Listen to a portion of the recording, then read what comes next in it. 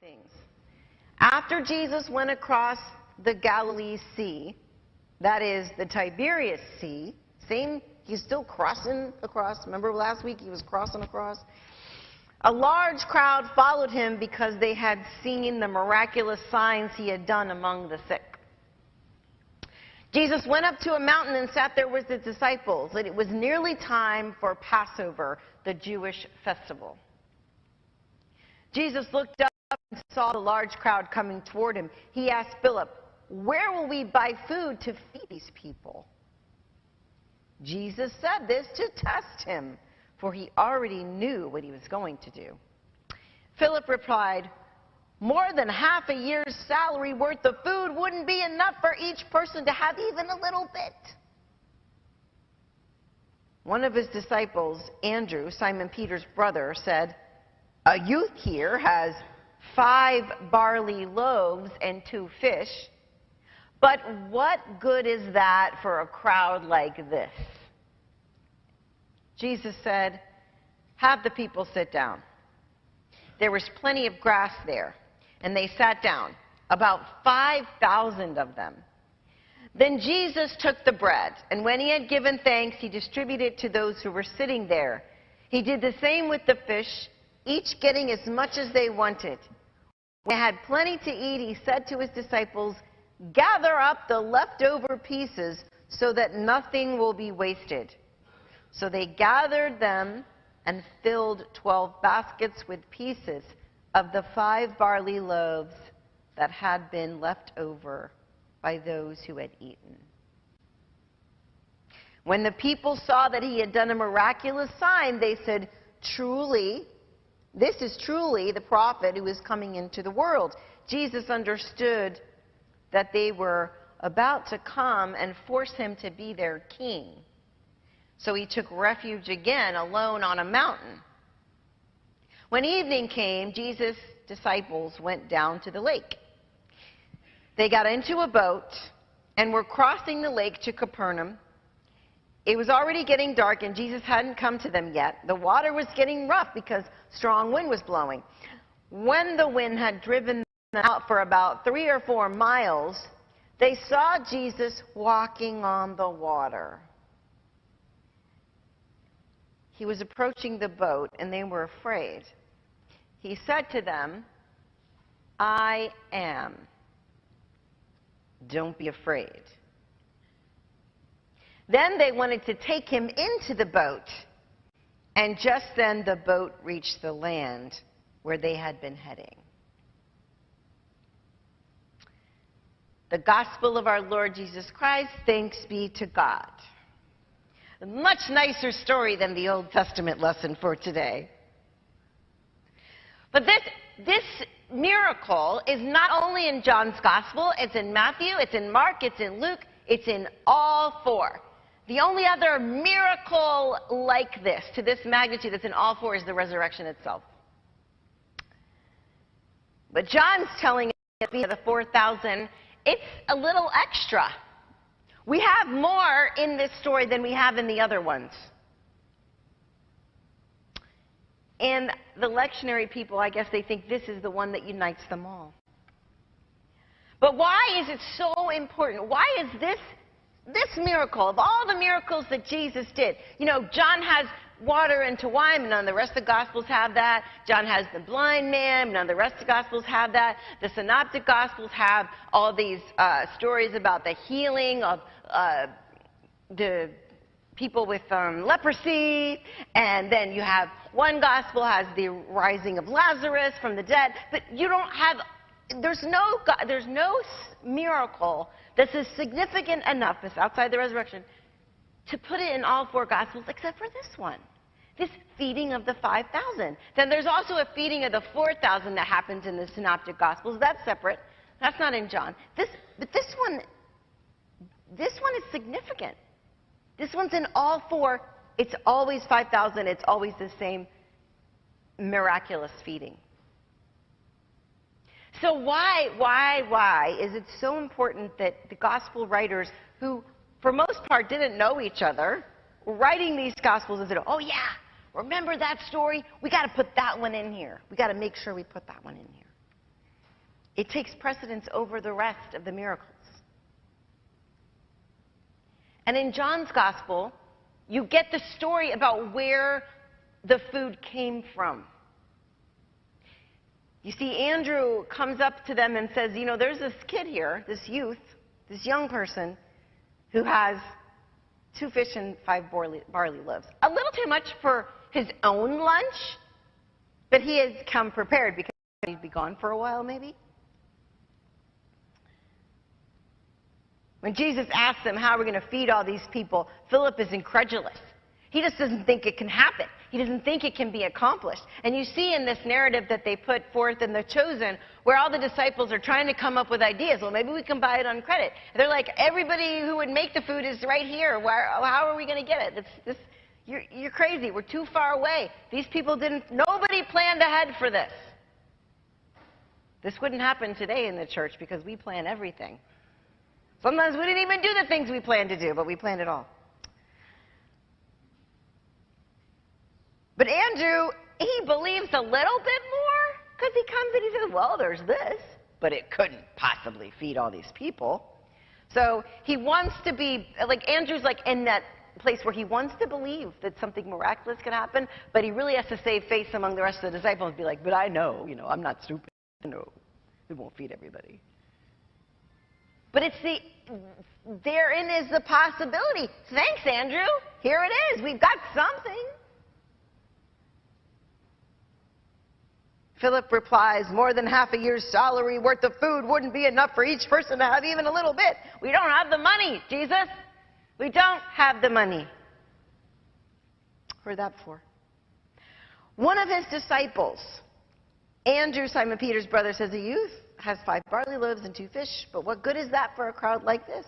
So he's hedging his bets. He's like, hey, Jesus, guess what? But then I know, obviously, it's not enough. And the commentators say that this passage, this miracle of feeding of the 5,000, has a callback to Moses. Because you see, in the wilderness, the children of Israel were in the wilderness after slavery and bondage in Egypt. They were released from the wilderness and wandered in the wilderness for 40 years, and Moses was their leader, and they were hungry. And then they wished to go back to slavery in Egypt rather than starve in the wilderness, and then God provided. Does anybody know what they called it? Manna, right? And that literally means, what is it? Because they didn't know what it was. They didn't know what to call it. They were like, just manna. Anyway, I thought that was funny. And then there's a quail that come on the earth, and then they kill the quail. They eat the quail. So there's this food, this miraculous food that's provided for them. There's a difference, though, a great difference. One thing is that Moses had to intercede with God on behalf of the people. Jesus is God, so there's no intercession necessary. And remember how in Exodus, when the Israelites collected, they weren't allowed to collect the manna except for before the Sabbath, because it would spoil, it would go bad. Because God wanted them to rely every single day, get up and go gather your bread. It'll be there. But this is different because Jesus says, go collect the leftovers so that none is wasted. So, it's different than manna because it's like real food, and you gotta take care. God fed the Hebrew children, and then Jesus fed the 5,000 that were listening to him. Jesus doesn't need to intercede, but Jesus, he feels this need to feed these people. He's concerned about it. And what I imagine is the reason why they hadn't planned for it, because the scripture says that the crowds were like coming towards them, and they didn't anticipate there'd be this many people trying to crowd in and be there, and they couldn't provide for them. A lot of the commentators think maybe the people grabbed a snack with them when they came, and then they had something to eat, but then when they checked and looked, just like in Elijah's story, there was more in their pocket than they had originally put in. It was a bit of out of order, but if you call back to Moses, miraculous feeding in the wilderness, miraculous feeding of the 5,000. And then there's this other story that the lectionary puts in there when everything's over, they've done the miracle, and for some reason, the disciples decide to go out on the Sea of Galilee again. They call it a lake, though. It's changed its name. I don't know why. But so they get in their boat, and they go out without Jesus. No reason why they don't go out with Jesus. I don't know. That's a sermon for another day. And then the seas get rough, and they're like, uh-oh, what are we doing out here? And then Jesus comes walking on the water towards them. So this is like also a callback to Moses, a little out of order. But remember Moses? They had to cross the Red Sea, and Moses was the catalyst that God used to part the waters. That's kind of the other thing. However, Jesus skips the water parting part and goes ahead and walks right on it. A lot easier than just the whole Charlton Heston thing. He just going to walk right on top of it. Moses was great. Moses was great, but he wasn't God. And Jesus is God. Jesus is God on display. We know critical aspects about God's nature because of Jesus. God cares that people get fed. God works through young people. It was a youth that had the 2 fish and the 5 loaves. God dominates nature. Jesus can walk on water when the rest of us can't. And God wants to warn us not to be afraid. When they're terrified in the boat, they see him, they know it's him, they know they're out in the middle, 3 miles away from the shore, and Jesus says, I am. Third callback to Moses, because when Moses is introduced to God, God says to Moses, and Moses is like, well, who do I say should send me? What's your name?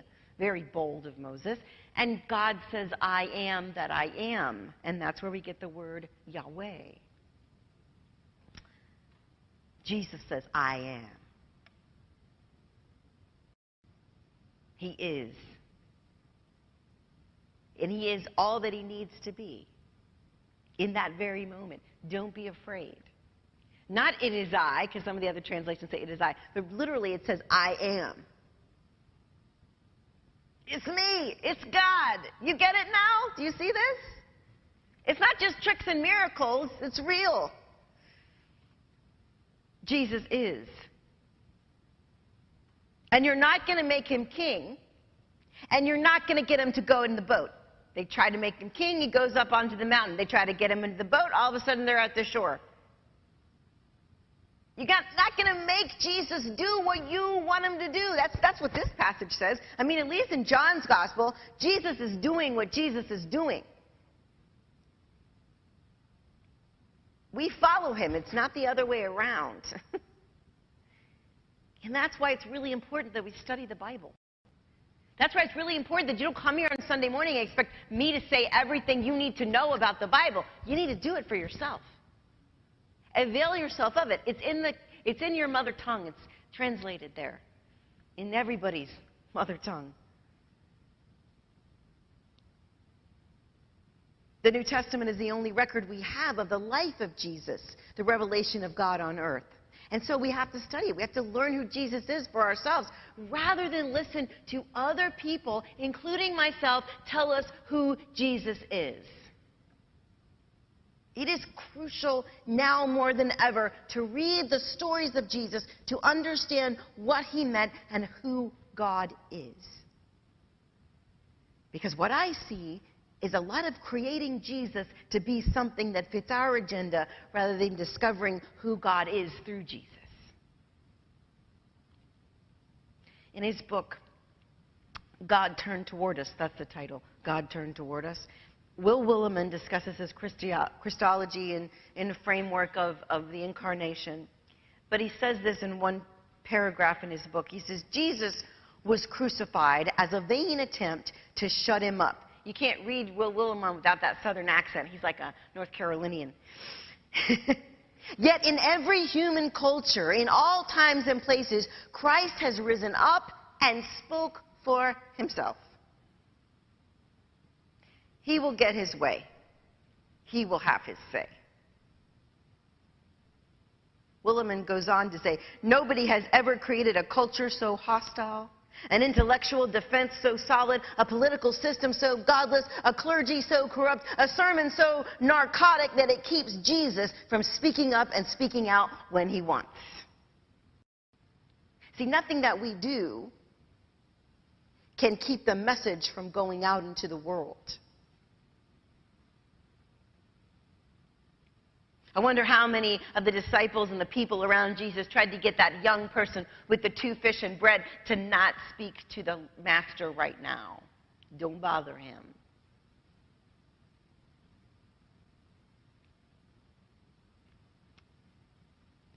From the first, Jesus went where he was not sought and showed up to people who did not ask to meet him.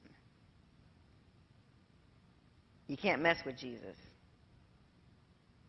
And you could do yourself a favor and get it right, because if you want to follow him, you need to not try to make him into something that fits your lifestyle and your agenda, or into anything that he's not.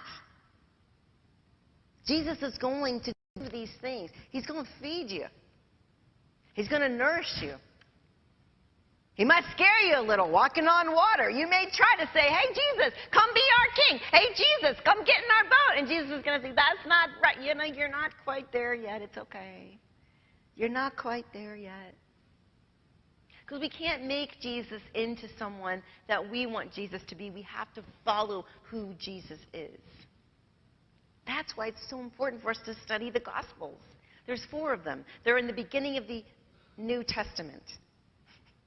If you haven't found them before, find them. Or watch The Chosen.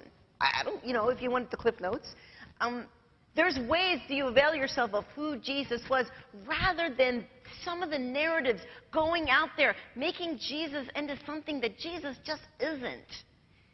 Jesus was this guy about the third way. Like, oh, should we fight back? Oh, should we give in? Jesus always go this way. If someone strikes you on the cheek, turn the other cheek. Give him your coat also.